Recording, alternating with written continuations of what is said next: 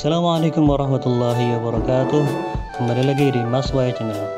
Bismillahirrahmanirrahim. Allahumma sholli ala Sayyidina Muhammad wa ala ali Sayyidina Muhammad. Baik, alhamdulillah pada kesempatan kali ini saya dapat kembali lagi menyampaikan materi mata pelajaran fikih kelas 7.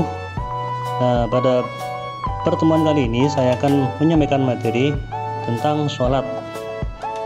Kemarin kalian sudah menyetorkan hafalan bacaan sholat, dan bagi yang belum silakan kirimkan hafalan kalian berupa voice note ke WA saya. Oke, sebelum kita mulai pelajaran, mari kita berdoa dulu. Bismillahirrahmanirrahim. Raditu billahi rabba wa bil islami dina wa bi Muhammadin nabiyya wa rasulah. Rabbi zidni ilma warzuqni fahma. Amin. Pada kesempatan kali ini saya akan menyampaikan tentang rukun sholat fardu. Maaf, ini salah tulisan ya. Rukun sholat fardu. Rukun adalah sesuatu yang harus dilaksanakan, harus dilakukan. Berarti ini yang harus dilakukan ketika sholat fardu. Yang pertama yaitu niat. Niat itu dilakukan dalam hati bersamaan dengan takbiratul ihram. Jadi ketika kita takbir pertama Allahu Akbar, di hati kita niat, misalnya sholat subuh berjamaah jadi makmum. Ketika kita mengucapkan Allahu Akbar, di hati kita itu mengucapkan aku niat sholat fardu subuh 2 rakaat menghadap kiblat menjadi makmum karena Allah Ta'ala. Nah, kemudian membaca lafal niat itu hukumnya sunnah dan dilakukan sebelum takbir. Jadi membaca usolli fardhu subhi, usolli fardhu zuhri dan sebagainya itu hukumnya sunnah. Yang wajib adalah niat di dalam hati bersama dengan takbir. Kemudian yang kedua yaitu takbiratul ihram, yaitu takbir yang pertama kali dilakukan ketika sholat. Nah, tata caranya, sunnahnya itu mengangkat kedua tangan. Nah, bagi laki-laki itu pertama posisi tangan berada di atas pundak, kemudian ibu jari lurus dengan daun telinga bagian bawah. Yang ketiga, jari-jari agak direnggangkan. Yang keempat, ujung jari-jari diluruskan dengan daun telinga bagian atas dan condong ke arah kiblat. Mungkin nanti ke depan saya praktekkan ya. Dan bagi perempuan itu tangannya cukup diangkat, tidak terlalu tinggi, ya kira-kira ujung jari-jari lurus dengan bahu. Selanjutnya, yang ketiga, berdiri bagi orang yang mampu. Kalau dia nggak mampu berdiri, bisa dengan duduk, bisa dengan, kalau nggak bisa duduk, bisa dengan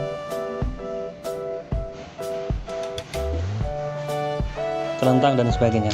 Kemudian yang keempat, membaca surat Al-Fatihah pada setiap rakaat, ini wajib dibaca. Kemudian yang kelima, ruku disertai tumakninah. Tumakninah yaitu berdiam sejenak. Nah, jadi ruku itu diam sejenak, itu namanya tumakninah. Yang keenam, i'tidal. I'tidal disertai tumakninah. Ya, yang bacanya Sami'allahu liman hamidah, itu i'tidal. Kemudian yang ketujuh, sujud 2 kali disertai tumakninah. Nah, cara sujudnya yaitu dengan meletakkan 7 anggota tubuh di atas tempat sholat. Jadi 7 anggota tubuh itu harus diletakkan di tempat sholat dan di lantai kita. Pertama kening, kedua lutut,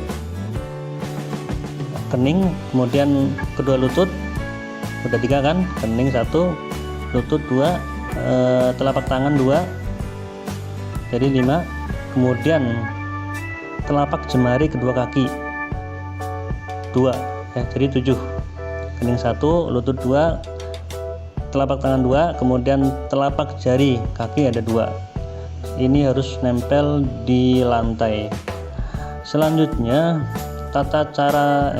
syarat sujud. Ada beberapa syarat yang harus dipenuhi dalam melakukan sujud. Yang pertama itu menurunkan tubuh dengan maksud melakukan sujud.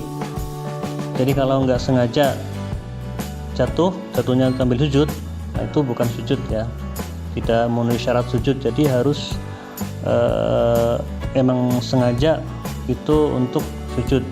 Kemudian yang kedua, ketujuh anggota sujud: kening, dua telapak tangan, dua lutut, kemudian jari-jari kaki kiri dan kanan diam secara bersamaan saat melakukan sujud. Jadi nempel dan nggak boleh diangkat. Kalau diangkat itu tidak memenuhi syarat ya. Misal kakinya diangkat, hanya nempel lututnya aja, nah itu nggak sah sujudnya karena tidak memenuhi syarat sujud. Kemudian yang ketiga, kening dalam keadaan terbuka. Jadi kening tidak boleh tertutup. Yang pakai peci, kalau pecinya turun dinaikin biar tidak tertutup. Kemudian yang keempat yaitu kening harus sedikit ditekankan ke tempat sujud, jadi ditekan ya keningnya. Kelima, sujud dilakukan dalam posisi menungging. Posisi menungging ya, jadi nggak boleh kita sujud posisinya nggak nungging. Misalnya sujudnya kepalanya kita di tempat yang tinggi, misal ada kursi di depannya, kita sujud keningnya di kursi, nah, otomatis kan kita nggak nungging ya, jadi harus rata biar nungging.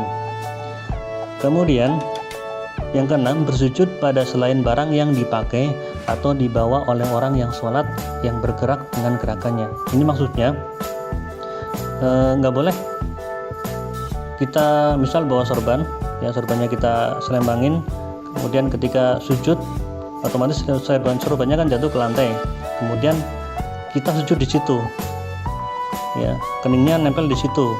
Nah ini nggak sah karena sorbannya itu kita bawa. Kalau sorbannya kita nggak bawa, kita taruh di depan kita, sujud itu sah. Tapi kalau sorbannya kita bawa, selembangin, terus kemudian ketika sujud selembangnya ikut turun ke bawah, kemudian kita sujud di situ, maka tidak sah sujudnya. Kemudian duduk di antara dua sujud dengan disertai tumakninah. Duduk di antara dua sujud, bacanya Rabbighfirli warhamni wajburni warfa'ni warzuqni wahdini wa'afini wa'fu anni. Kemudian yang kesembilan, duduk tasyahud akhir dengan disertai tumakninah. Yang ke-10, membaca bacaan tasyahud akhir, tahiyat ya. Kemudian membaca sholawat kepada Nabi Muhammad setelah membaca tasyahud. Jadi tasyahud itu batasnya sampai asyhadu an la ilaha illallah wa asyhadu anna muhammadar rasulullah. Habis itu membaca sholawat. Yang ke-12, membaca salam yang pertama, assalamualaikum warahmatullahi, yang ke kanan ya, itu wajib. Kalau yang ke kiri itu sunnah. Kemudian yang terakhir, tertib atau mengerjakan rukun-rukun sholat sesuai dengan urutannya. Jadi nggak boleh sholatnya urutannya diacak, nggak bisa, nggak sah sholatnya. Jadi harus urut dari takbiratul ihram, kemudian baca Fatihah, rukuk, sujud, itu harus urutan. Baik, itu saja yang dapat saya sampaikan. Untuk selanjutnya nanti disampaikan pada pertemuan berikutnya. Dan bagi yang belum mengirim tugas hafalan, silahkan kirim ke WA saya. Sekian dari saya. Assalamualaikum warahmatullahi wabarakatuh.